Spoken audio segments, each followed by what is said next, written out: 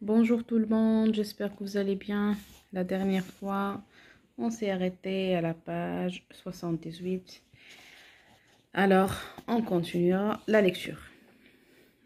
Et là, Madame Hemingway, les intrépitudes détectives avec lesquelles tu m'as envoyé dehors n'avaient pas emporté de pelle pour déterrer les tripes de la victime. Putain, peut-être que le tueur les a brûlés, mais tout ça, de toute façon, ce n'est qu'une diversion pittoresque. S'attarder sur les procédés et la technique, c'est s'enfoncer dans un cul de sac. Parce que la seule chose qui compte au fond, c'est l'œuvre, répliqua Rachel, son sourire à la fois ironique et sensuel donna envie à Hector de l'embrasser. Elle ajouta en français, à chacun son goût. Ce qui compte, c'est la folie de l'œuvre, répondait-il. Et les vraies questions qu'il soulève, qui, sur ce fichu rocher perdu au milieu de l'océan, connaît l'art surréaliste, qui méprise suffisamment des adeptes de surréalisme ou qui est assez en ronde contre eux pour parodier cette forme d'expression de façon aussi sanglante, et qui déteste assez les femmes pour commettre des crimes horribles. Voilà les questions importantes. Trouvez certaines réponses et vous trouverez le tueur. Pauline, qui l'avait écouté avec une expression un peu écourée, but une gorgée de vin. Hector ne savait pas combien de verres il avait englouti depuis le dîner, mais il paraissait bien plus pompette que lorsque les garçons et lui avaient quitté la maison pour leur horrible mission de charognard. Bishop Blair tout sauta sur le seuil de la cuisine pour annoncer sa présence.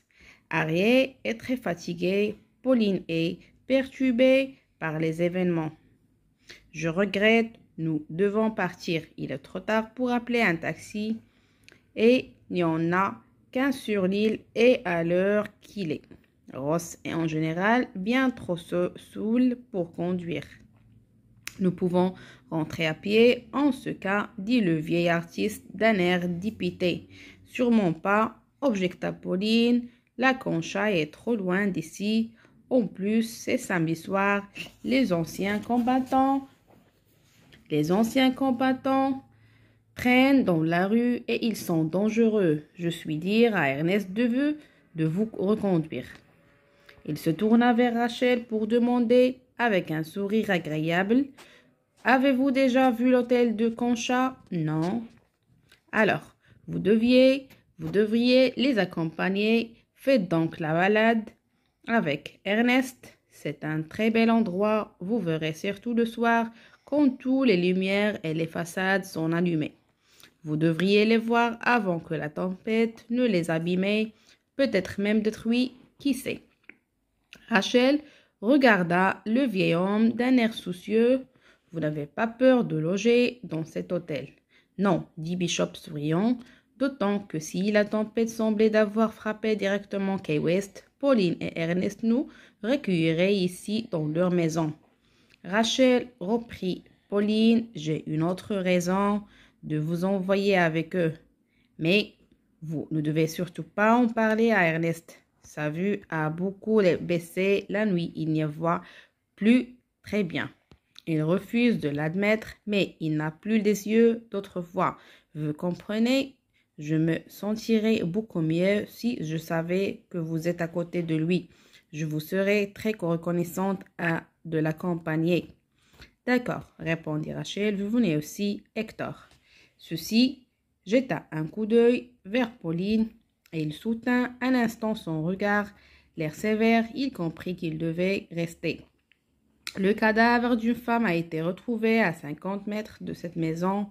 Allez voir ce bel hôtel avec Ernest. Rach, moi je monte la garde ici pour Pauline et les garçons.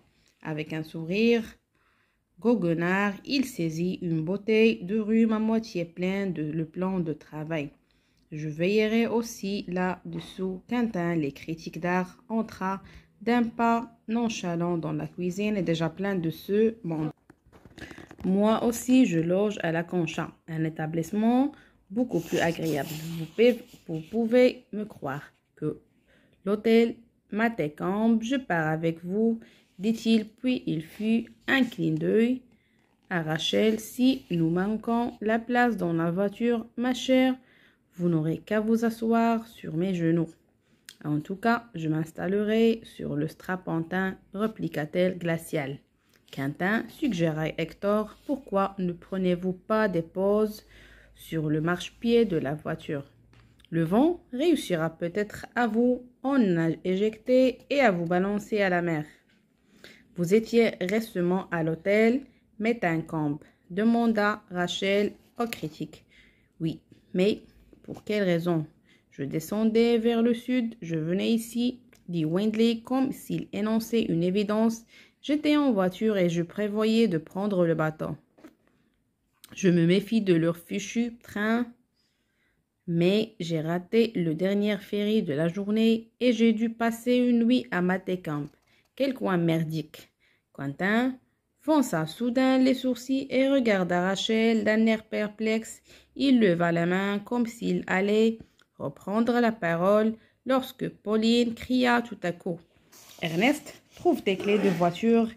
Il faut que tu reconduire nos invités à leur hôtel. » Pauline brandit un index au visage d'Hector. « Je n'arrive pas à croire que tu as amené cette femme ici. Je n'en reviens pas. » Hector se renfrognonna. Il n'aimait pas ce que ton accusateur. Rachel, c'est quoi le problème, nom du Dieu?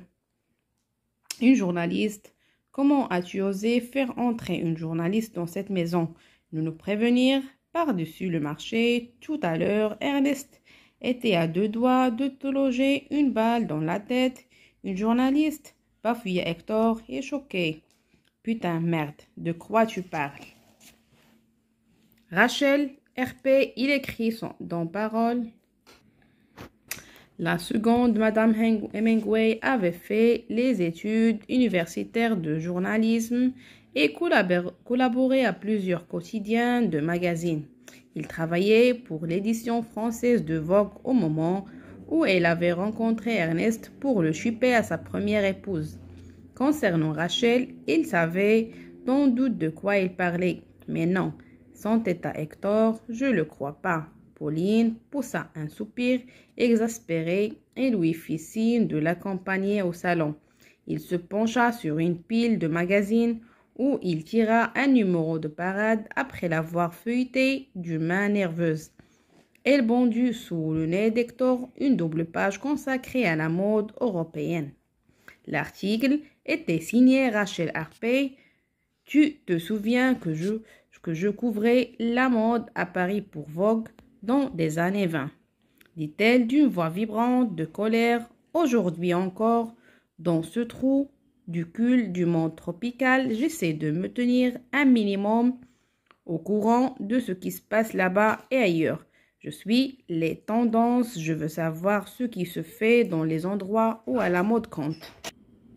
J'ai reconnu le nom de cette femme dès que tu me l'as présentée, Hector. Il haussa les épaules. C'est juste un article. Pif, c'est du flan. Je n'appelle pas ça du journalisme. Tes yeux marrons de l'ex-correspondante de Vogue s'arrondirent. Pauline était soufflée. Ce que je veux dire, s'empressa-t-il d'ajouter d'un ton apaisant. Ce que n'est pas le genre de journalisme qui risque de nous menacer, ni toi, ni Ernest et ni moi. Mais tu ignorais qu'elle écrivait dans un magazine, il te l'a caché. Elle te cache quoi d'autre, cette femme? Ce n'est pas très honnête de dire qu'elle m'a caché ça, je crois, parce que nous n'avons pas parlé de son métier. Je ne lui ai même pas demandé si elle en avait un, admis Hector, un peu peinant. Pour être franc, je ne sais pas grand-chose à ce sujet. On s'arrête à la page 81 et on continuera dans la prochaine vidéo. Merci pour votre attention.